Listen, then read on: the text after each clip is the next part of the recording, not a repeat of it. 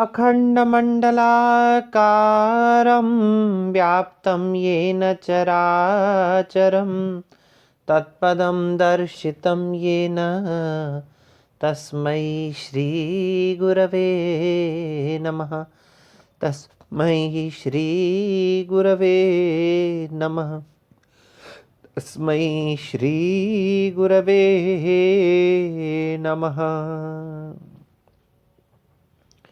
विदूषक राजा से शिकार न करने का निवेदन कर रहा है तथा साथ में उलाहना भी दे रहा है कि महाराज, ऐसा भी है क्या कि मैंने आपके समक्ष केवल अरण्य रोदन किया हो, अर्थात व्यर्थ में ही आपको अपनी व्यथा सुनाई हो। राजा विदूषक के ऐसे व्यंग्य भरे वचन सुनकर के मुस्कुरा करके कहते हैं, मित्र, तुम्हारे वचन मेरे लिए अनुलंघनीय है। अब मैं विश्राम करने के लिए तुम्हें आदेश दे रहा हूं और मैं अब किसी भी प्रकार की मृगया में संलग्न नहीं होऊंगा। तभी राजा रेवतक को कहता है कि सेनापति को बुलाया जाए। द्वारपाल कहता है, महाराज की आज्ञा के अनुसार वह आर्य समीप में जाए। द्वारपाल रेवतक को बता देता है। सेनापति जो है राजा की ओर देख करके यह कहता है कि यह जो शिकार है, मृगया है, यह राजा के लिए बहुत अधिक गुणकारक हो चुकी है। क्यों? अनवरत धनु ज्यास्फालन क्रूर पूर्वम रवि किरण सहिष्णु खेद लेशैरभिन्नम उपचितम अपि गात्रम व्याप्तत्वाद लक्ष्यम गिरिचर इव नागः प्राण सारम विभर्ति। क्या कह रहा है सेनापति? गिरिचर नाग इव, गिरी में चरण करने वाले, गिरी कहते पर्वत, चर कहते हैं विचरण, पर्वत में विचरण करने वाले नाग इव, नाग यहां पर सांप के अर्थ में नहीं है, हाथी के अर्थ में है।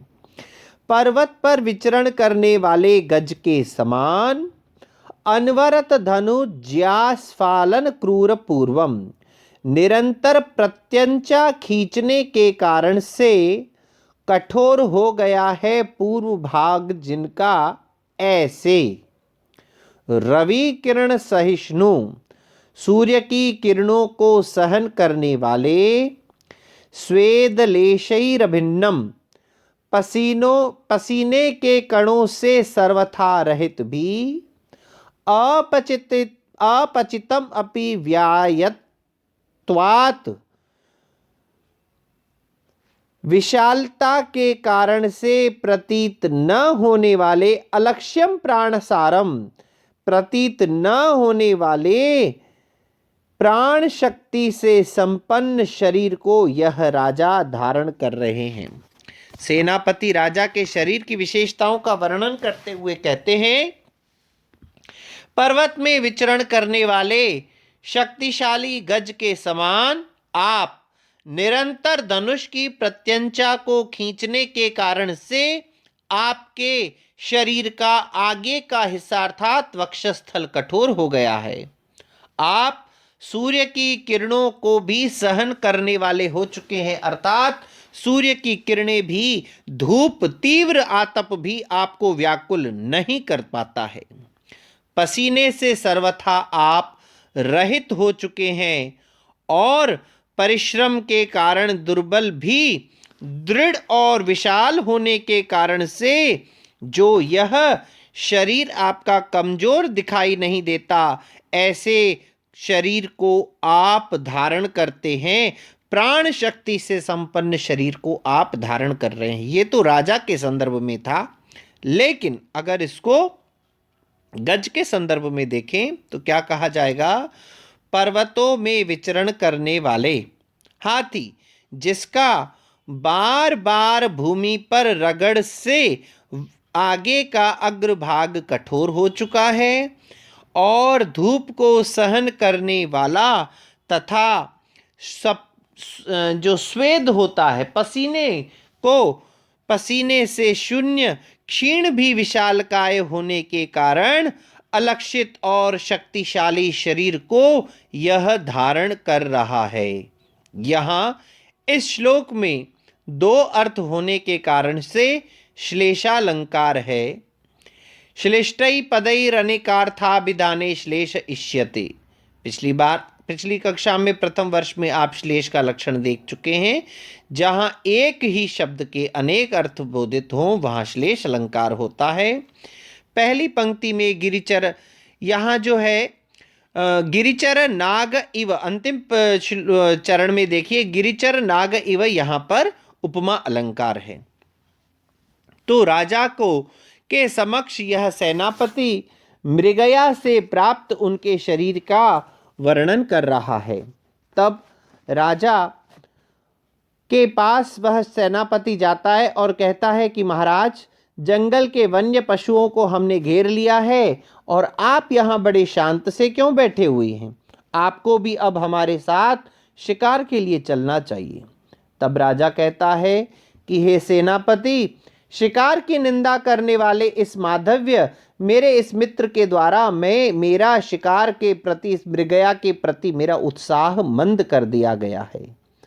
तब वह सेनापति मन से तो ये चाहता है कि यह राजा शिकार करने न चले, किंतु बाहर से कह रहा है कि महाराज आप इस मूर्ख को तो प्रलाप करने दीजिए, निश्चय ही इसके विषय में, इस मृगया के विषय में तो आप स्वयं प्रमाण हैं। इस मृगया से कितने लाभ होते हैं, क्या लाभ है वो बताते हुए कह रहा है, मेदश छेदश कृशोदरम लघु भवति उत्थान योग्यम वपु सत्वानामपि लक्ष्यते विकृति मच्चित्तम भय क्रोधयो उत्कर्ष सच धन्वीनाम यद ईशवः सिद्ध्यन्ति लक्ष्ये चले मिथ्येव वचनम वदन्ति मृगयाम ईदृक् मन विरोधः कुतः।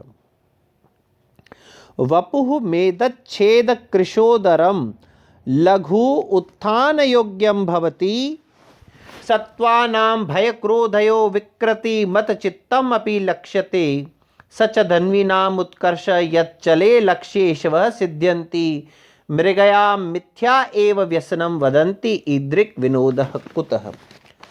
वह सेनापति राजा के सामने मृगया के गुणों का वर्णन करते हुए कह रहा है कि महाराज, इस मृगया से आपको मैं बता दूं कितने लाभ होते हैं। सबसे पहला, मेदच्छेदः, शरीर का जो मेद है, जो चर्बी है, वह खत्म हो जाती है, नष्ट हो जाती है।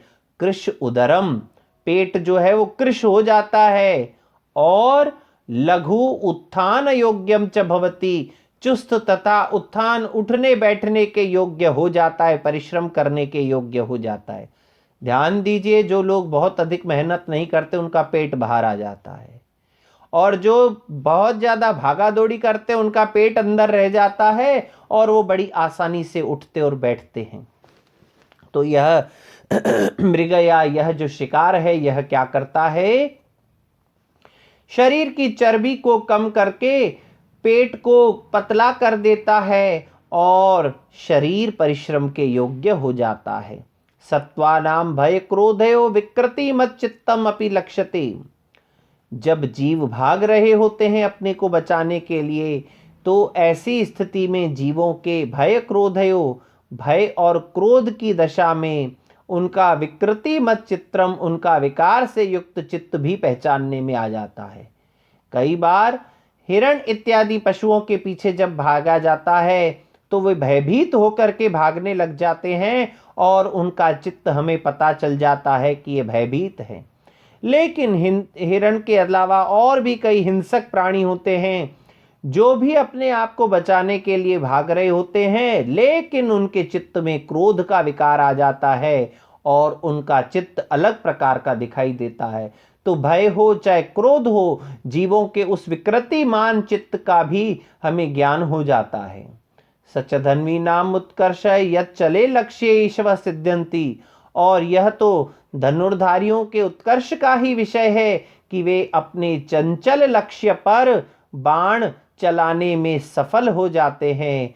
आप ध्यान दीजिएगा, जब भी बाण चलाया जाता है तो उसके लिए लक्ष्य स्थिर होता है, लेकिन मृगया में, शिकार में हिरण इत्यादि जो भी पशु पक्षी हैं वो अपने आप को बचाने के लिए भाग रहे होते हैं, और जो शिकारी होता है उसका जो यह लक्ष्य होता है वो चंचल होता है, और उस चंचल लक्ष्य पर भी यह शिकारी लोग अपने बाण लगा लेते हैं, अपना लक्ष्य सिद्ध कर लेते हैं। मृगया मिथ्याम एव व्यसनम वदंती, लोग मृगया को झूठ में ही, व्यर्थ में ही बुरी आदत कहते हैं। ऐसा ईदृक विनोद कृतः, ऐसा मनोरंजन कहाँ है, अर्थात ऐसा मनोरंजन कहीं पर भी दुर्लभ है। सेनापति राजा के समक्ष गुणों, मृगया के गुणों की, शिकार के गुणों की प्रशंसा कर रहा है। अब राजा इस प्रकार के गुणों को सुनकर के उत्साही होता है, या विदूषक की बातों से जो अनुत्साही हो चुका है उसी प्रक्रिया में निरंतर रहता है। अब राजा विदूषक की बात को स्वीकार करके आगे जो है वह मृगया करने के लिए, शिकार करने के लिए जाता है, नहीं जाता है, या सेनापति की बात को स्वीकार करके शिकार करने के लिए जाता है, यह बात आप जानने के लिए बड़े उत्सुक होंगे। अपनी उत्सुकता को कल तक के लिए बनाए रखिएगा। इसके आगे की बात को हम कल चर्चा